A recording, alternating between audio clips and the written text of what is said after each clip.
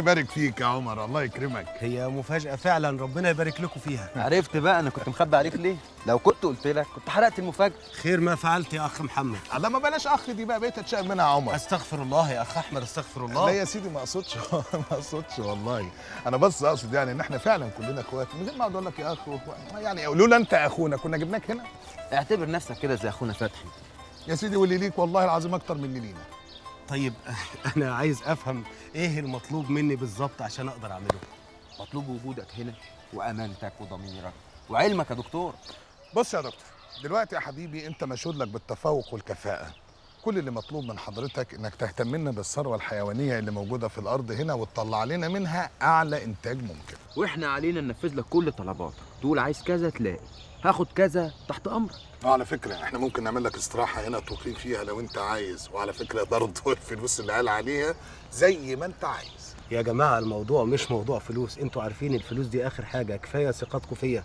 أنا بس عشان أكون أمين على الحاجة اللي انتوا هتأمنوني عليها، عايز أعرف عدد المواشي اللي موجودة هنا قد إيه وتصنيفها إيه. احنا عدد المواشي اللي عندنا محدود جدا، عشان كده انا بفكر جديا اني اخد كل المواشي اللي عند الفلاحين. انت هتشتري كل المواشي اللي موجودة في البلد؟ لا هأجرهم. تأجرهم إزاي؟ يا سيدي انا هعمل اتفاق مع الفلاحين، مالكش انت دعوه، هاخد المواشي والفلاحين قاعده في بيوتهم، هتولى انا بقى رعايه المواشي من ناحيه العلاج، الاكل، الشرب، بس على شرط الاتفاق معاهم يكون بعقد سنوي، ياخدوا ايجارهم هم كل شهر وما لهمش دعوه، كسبت انا خسرت ما لهمش دعوه. انت بقى عليك تعمل لنا نظام يضمن اعلى انتاج واعلى ربح. وعلى فكره لو عايز تاخد نسبه ماشي، مرتب ماشي. يا أخ أحمد أنا الفلوس دي مش مهمة عندي خالص. أنا عايز بس أطرح عليك فكرة إن أنت ممكن تشتري مواشي بدل حكاية الإيجار دي، لأن حكاية الإيجار دي مش مضمونة، خصوصا إن أنت قلت إن الإيجار ده مع الفلاحين هيكون لمدة سنة. مين يضمننا إن الفلاحين ممكن يمضوا معانا سنة تانية وتالتة؟ ليكن يا اخ عمر. احنا قلنا ايه؟ انا مؤاخذه ليكن يا عمر من غير اخ دي خالص. دي البهيمة عند الفلاح زي عيل من عياله، في حد هيقدر عياله يا دكتور؟ يعني هو في حد بيبيع عياله صلاح؟ انما بيبيعوا بهايمهم. ايوه، يعني البهيمه مش زي العيله يا صباح، وبعدين اللي عنده بهيمه هتفضل بهيمته برضه وهياخد فيها فلوس كمان. والله أنا أول مرة أسمع الكلام ده. ما هو ده الجديد. بس لازم انت تبقي مقتنعه عشان تعرفي تقنعي الناس التانيين. والله يا دكتور أنا من إيدك دي لإيدك دي، وهعمل اللي أنتوا عايزينه، بس أنا بقول لك أهو من دلوقتي الفلاحين مش هيرضوا، وإن رضيوا النهاردة هيرجعوا في كلامهم بكرة. هو ايه ده اللي يرجعوا في كلامهم دول؟ ما احنا هنمضي معاهم عقد لمده سنه. سنة بحالها؟ طب افرض يعني واحد فيهم اتزنق ولا اتحوج وعايز يبيع البهيم. لا قدر الله، في الحاله دي بقى احنا هنشتريها، وبعدين ان شاء الله ربنا لا هيحوجهم ولا يزنقهم. احنا هنديهم الايجار بتاع البهيمه كل شهر، واللي عايز يجي منهم يشتغل يتفضل، وبرضه هياخد مرتب كل شهر. والله يا دكتور انا هعمل اللي عليا واقول لهم وافقوا وافقوا، ما وافقوش انتوا نصيبكم بقى. ايوه بس احنا مش عايزينك تقولي لهم، احنا عايزينك تبداي بنفسك وتأجري لنا البهيمه بتاعتك. يا ريت يا دكتور ما كنتش اتحوجت للي يسوى اللي ما يسواش، ده انا ما حلتش غير معزه وشويه فراخ. ما احنا عارفين يا صباح، عشان كده جايين نتفق معاك نجيب لك بهيمه وترجعي انت تأجريها لنا. بالذمه ده اسمه كلام ناس عاقلين يعني ولا مؤاخذه؟ لا لا هو فعلا مش كلام ناس عادي، بس احنا من غير ما اي حد يعرف هنشتري لك بهيمه، وتقولي انت للناس انك رهنت البيت وبعت المعزه والفراخ عشان تشتري البهيمه وتأجريها لنا. اهم حاجه انك تقولي للناس كده الحكايه تتنشر في وسط البلد كلها، يجوا جري علينا اجروا لنا بهيمه. شفت الحكايه سهله ازاي؟ حق يا دكتور، ده العلم نور والجهل واكسه بعيد عنك. اكيد الحكايه دي انتوا درستوها في الجامعه او قريتوها في الكتب. احنا درسناها في الجامعه يا صباح. لا وخدي بقى المفاجاه الجامده دي، البهيمه اللي احنا هنجيبها لك هديه مننا ليك يا ستي. المهم اول ما تقابلي الناس اللي ما يتبلش في بقهم فوله تحلي فيهم، ما يقولوش لحد. ده انا هحلفهم واحلف اللي يخلفوهم كمان، دي بهيمه. مش انا عرفت ايه؟ بس فتحي قال لي على كل حاجه. فتحي قال لك ايه؟ وبصراحه قال لي بس مأمني ما اجيبش سيره الا لما هو يسافر. الله جرايه صالح، ما هو فتحي سافر خلاص، هات من الاخر بقى وقول لي قال لك ايه وعرفت ايه؟ قال لي على الموضوع اللي انت قلت لي عليه. الله الله الله، هو احنا هنقضيها كده؟ هتفضل تقول لي قال لي وقلت له وقلت لك وقلت جرايه صالح قال لك القل وتعب السر انت وفتحي في يوم واحد يا بعيد، ما تجيب من الاخر يا اخي، بلاش شغل الالغاز والاحاجي بتاعك ده. انت يا جدع انت قال لك ايه؟ اهدى بس يا حاج، الغاز ايه واحاجي ايه؟ اشحال ما انت بنفسك اللي مفتحني في موضوع نعمه اختي. ها؟ وهو فتحي قال لك؟ ايوه قال لي يا حاج. وانت ايه رايك يا صالح؟ رايي في ايه يا حاج؟ ده احنا نتشرف. صحيح يا صالح؟ ايوه يا حاج صحيح. عارف يا حاج، انا لو واحده ست عمري ما هفكر في عريس احسن من محمد. محمد مين؟ محمد ابنك.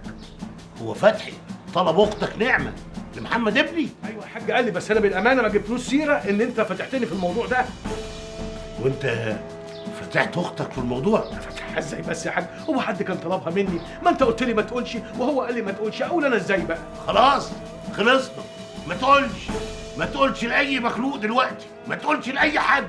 انت فاهم ولا لا؟ اهدى بس يا حاج. انت رايح فين يا حاج؟ ماشي. ماشي رايح فين؟ الله، ده انا ما حلقتلكش غير نص ده.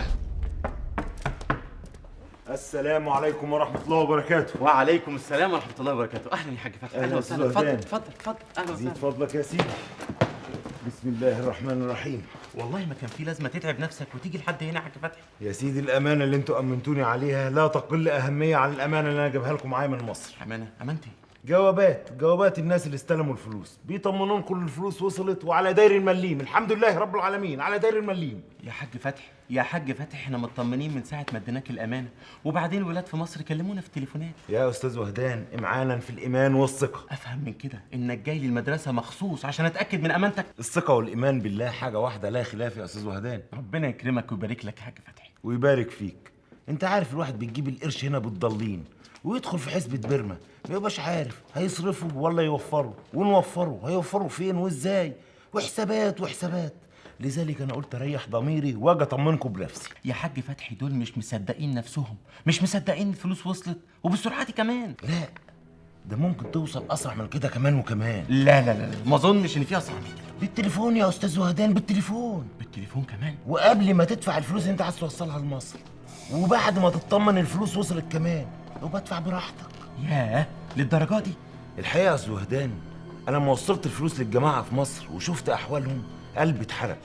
واليومين اللي انا قاعدهم في مصر بقيت مش مرتاح، ولا انا عارف انام ولا اكل ولا اعمل اي حاجه، لغايه ما ربنا الهمني الوسيله تيسر بيها احوال الناس في مصر. فعلا المصريين دول ولاد حلال، ان ربنا سبحانه وتعالى يسر لهم الحال وساقهم لراجل بركه زيك يا شيخ فتحي. الله يبارك فيك ويكرم اصلك. المهم يا استاذ وهدان، انت لو حبيت تبعت فلوس لمصر او اي حد من زمايلك او اي حد من معارفك، انا تحت امرك. كل اللي عليك ان انت تكلمني في التليفون وتقول لي المبلغ كام وعايز تبعته لمين وفين، وان شاء الله هيوصل. وامانه عليك ما تحرمنا من الحسنه دي، لا ليا ولا ليك.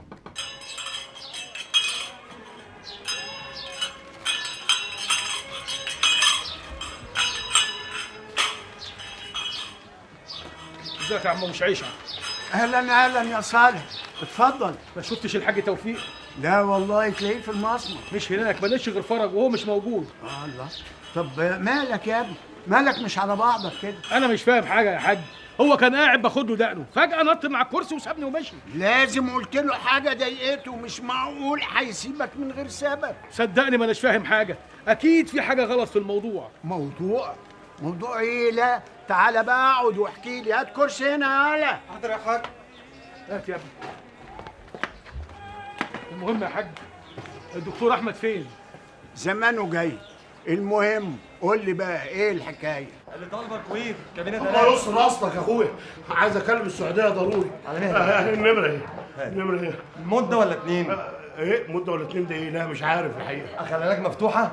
لا خليها مقفوله، عدم المؤاخذه يعني، قصدي خليها مده واحده، ولو احتاجنا مده تانيه ما يجراش حاجه، مش كده برضه؟ طب اقعد يابا وانا هنده عليك. لا ترد عليا ايه؟ بقول لك مستعجل وعايزها ضروره. الله يستر اصلا. مستعجل ايه يا حاج؟ ما ينفعش، لازم تاخد دورك. الوصول برضه ماشي. اتفضل يا حاج. بس شاهد يا ابني بسرعه. حاضر يابا. ربنا ياخد بيدك. حاضر. اللي طالبه الكويت. السلام عليكم. وعليكم السلام. ايه ده كله؟ مالك يا فتحي؟ ابدا، فاجئت يعني بالمكن بالبنتين ها؟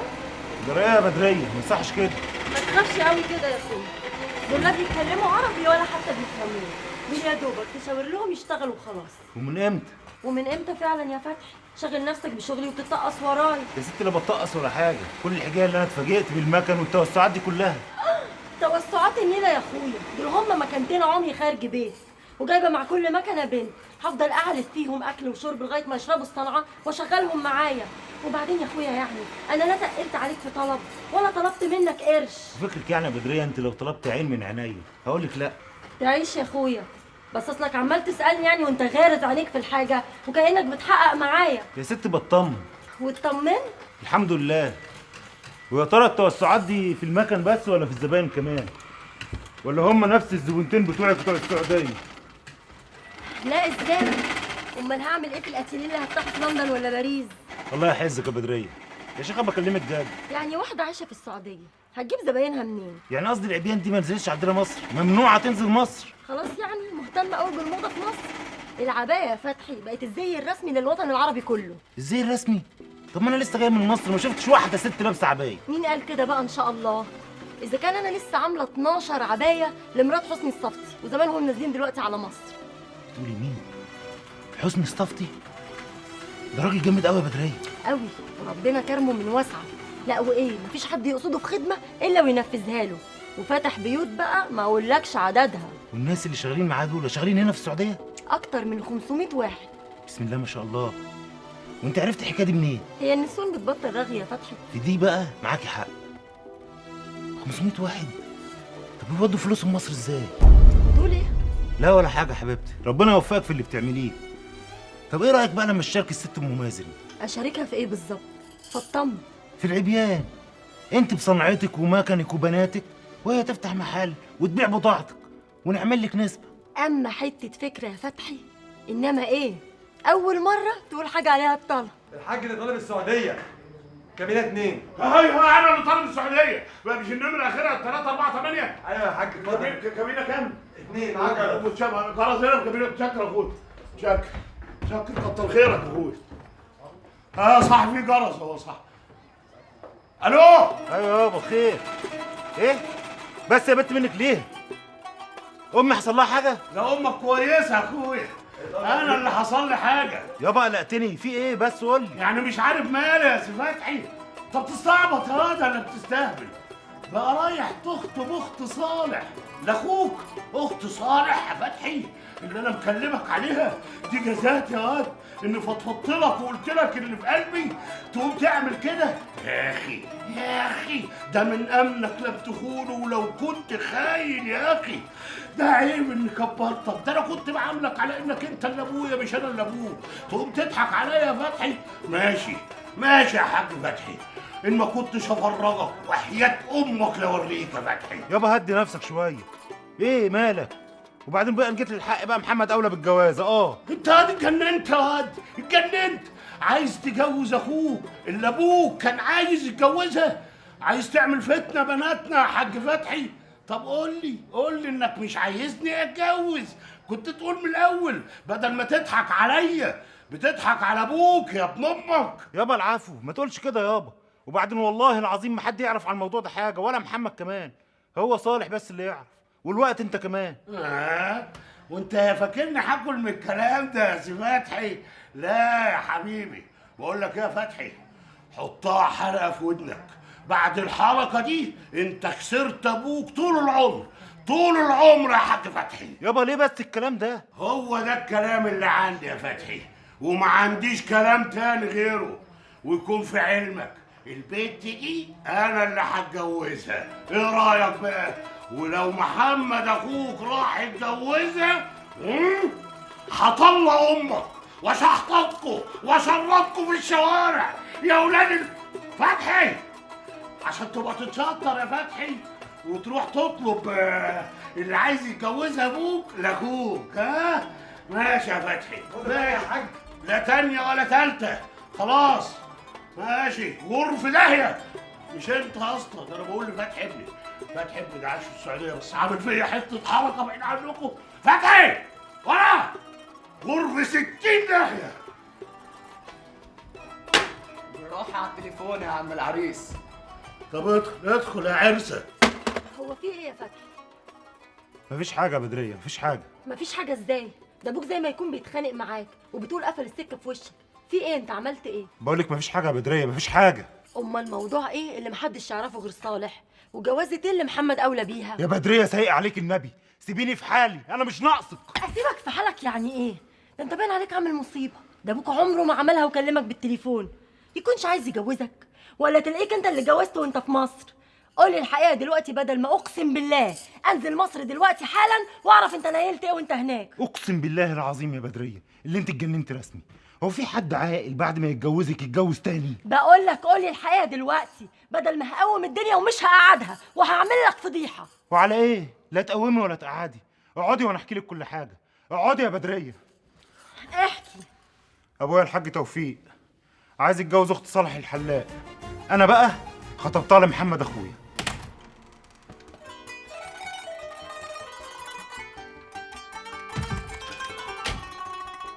في حاجه؟ ده عشان اشوفك. سلام. طب ما انا لسه سايبه. قول لي انت شفت ابوك؟ لا، جيت لقيته نايم.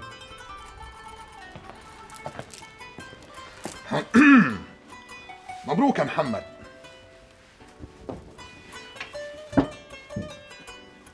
مبروك على ايه بقى ان شاء الله؟ معقول يا محمد؟ يعني تبقى انت العريس واخر من يعلم. بقول لك ايه يا احمد، انا مش ناقصك، شيلني من دماغك، انت عارف انا لا قدها ولا قد العيبها. عيب يا واد، وانا لو بتاع العيب برضه عاملها مع اخواتي. ومع ابوك شخصيا. المره دي اللي عملها فتحي، يعني لو اعتبرناها لعبه لعبها مع ابوك. يا لخت ابويا بمبروك اللي انت جاي تقولها لي دلوقتي دي. ما هو فتحي اخوك راح خطب لك اخت صالح الحلاق اللي ابوك كان عايز يتجوزها. يا ولاد الجنيه. والله ما انا، ده اخوك فتحي عملها بمليون وطار بس ملعوبه. مبروك يا محمد. يا سلام، ده على اعتبار ان انا وافقت. لا، ما انت لازم توافق. اشمعنى؟ لانك لازم قبل ما تقول لا تعرف ايه الفوائد اللي هتعود عليك لو قلت بقول لك ايه، انا هجيب لك من الاخر. يا ريت. احلى حاجه هي الاخر. بص بقى، اي حاجه عايزين تعملوها انا معاكم فيها. انت ابن حلال يا محمد. الا موضوع الجواز ده. ليه يا محمد؟ انت عايز تفضل طول عمرك عازب؟ انا حر يا اخي. لا، الا دي بالذات انت فيها مش حر. بقول لك ايه يا احمد، اطلع من دماغي، انا مش ناقصك. انت ممكن بس تسمعني بالراحه كده بهدوء؟ اتفضل. انت بالجوازه دي هتبقى انقذت ابوك من المراهقه المتاخره اللي جايه له دي. نمره 2، انا شفت البنت والله العظيم زي القمر. وبعدين انت راجل مؤمن. في حاجه اسمها نصيب يا اخي، حتى لو النصيب ده جالك على شكل لعبه مع ابوك. بس انا ما اعرفهاش، ما بحبهاش. مش مهم خالص، ما فتحي خد اللي بيحبها، خدنا منها ايه غير وجع الدماغ؟ انا مش هتجوز اللي ما بحبهاش يا احمد. خلاص تتجوزهاش.